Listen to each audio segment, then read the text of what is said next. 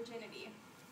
When I hear the word virginity, my mind wanders to Madonna, draped in white, touching tables, rolling around in her Like a Virgin hit of the 1980s, I believe, and, sorry, that ages me, I guess.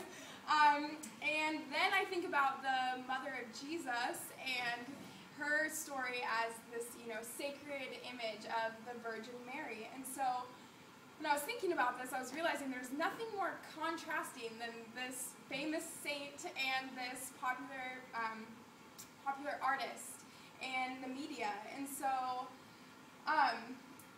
but yet they both illustrate how I view virginity in our culture. And so growing up, I think this really manifested in the way I thought about virginity. I was like, what's okay, what's not okay?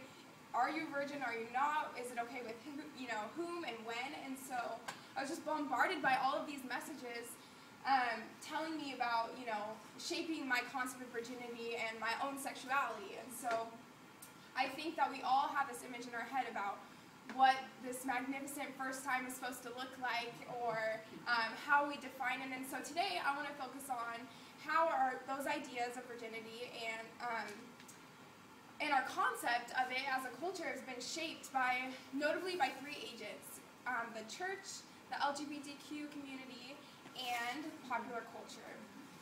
And so as I was researching, one of the most interesting things I found is that virginity cannot be proved or measured.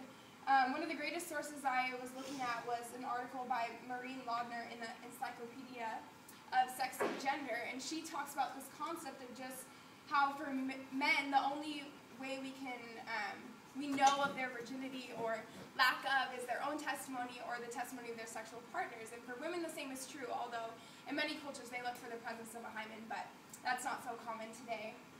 And Heidi Allman, she's a writer for the Livestrong Foundation, and she was also talking about this, that there's no accurate medical measure of this concept, and so it's primarily a social construct, which I found so interesting because it is so highly valued in many cultures, yet we cannot prove or measure this. So, the meaning and significance continues to change and adapt as our horizons of sexuality continue to change and adapt as well. And so, but traditionally, one of the most powerful agents in shaping and defining virginity has been the church. So, Laudner also talks about the beginning of the church and how Christianity and Catholics, I think most specifically, value this very highly, and you're supposed to be chaste or sexually pure, and originally restrict any sexual activity to the confines of marriage for reproductive sex.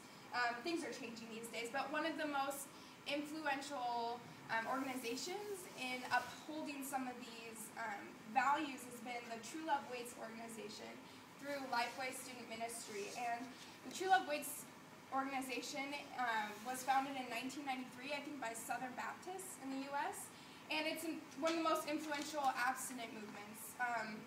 They promote sexual abstinence for outside of marriage for teens and college students, and they actually encourage you to take a pledge to committing to stay sexually pure until marriage.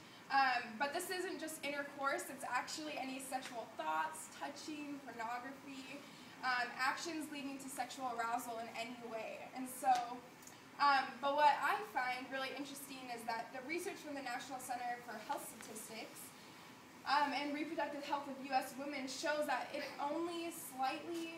faith only slightly deters the onset of first sexual intercourse. So for those with no religion, for youth with no religion, it's about 16.4 years for the first time. Protestants, it's around 16.9. Catholics, 17.7. And other 18.8. So we're talking about like a 0.5 of a year that faith really influenced this big decision. So although the church's view of virginity has been very influential, the concept of virginity is expanding. And some of the communities that are beginning to kind of redefine the way that we look at virginity has been the LGBTQ communities.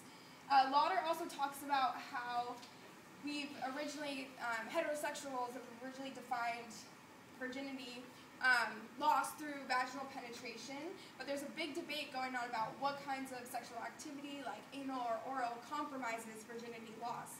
Heidi Allman from Live Strong Again also talks about how many in the community might define a gay man a virgin until he has had anal sex, or a lesbian until she's been vaginally penetrated. And others in the community define sex as any genital contact or activity in pursuit of an orgasm, but many in the community kind of dismiss the idea altogether, saying that it's irrelevant in general. So, but there are big changes going on about the way that we're redefining virginity, and popular culture is also playing a big role in our attitudes towards virginity as well. Lauder talks about how there's references to virginity loss in American culture everywhere. Although the messages that are being sent about what's appropriate and what's valued for men and women are very different and quite contradictory. So for men, virginity is usually a stigma that they must lose in a timely fashion. So we can see this in movies like American Pie or The 40-Year-Old Virgin. It's something that they must rid of immediately. For women, it's usually a gift that should be saved to share with someone special. Like I mentioned earlier, Madonna, Like a Virgin, was one of her biggest hits, and it's kind of about this sexual experience that she wants to share with someone, but almost like the innocence, and then afterwards the darkness of whatever persona that she's taken over once she's given it up.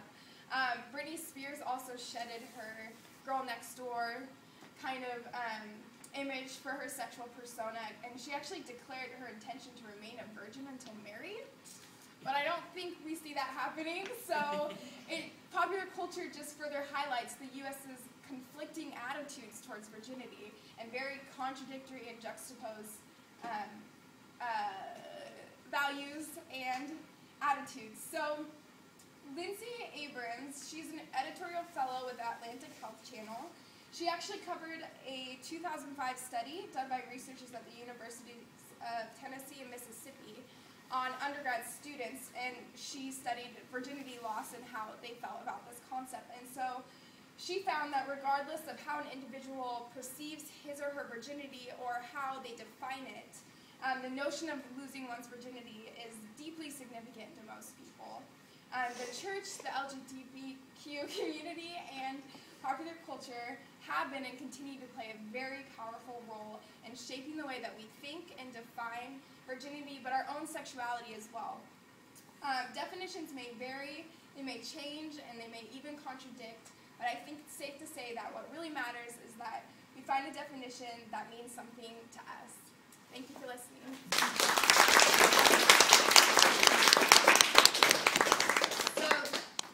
If filmers can keep filming so that you can see the question and period also. Are there any questions? Yes, Allie. So you say genital contact, you mean my genitals, your genitals, your hand, my genitals? It didn't specify, so I could look into that, but I think it's just any genital contact. I don't think it has to be genital contact. Yes, Suzanne. You mentioned 3 agents, the church, the LGBT, and what was the third one? Popular culture. Okay, thank you. You're welcome. Anyone else? Yes. I was surprised by the pledge that it included things like sexual thought. Is there any research out there about whether people actually can hold to that? You know, what they were saying as I was researching is that there were more people more children that took this pledge than there were that voted for Miss America. So it's seeming to be very influential. But like I said, research doesn't show that it's working. So I don't know. There's something to think about. Yes. Okay, wait, we're out of time. Okay. So, thank you. You're welcome.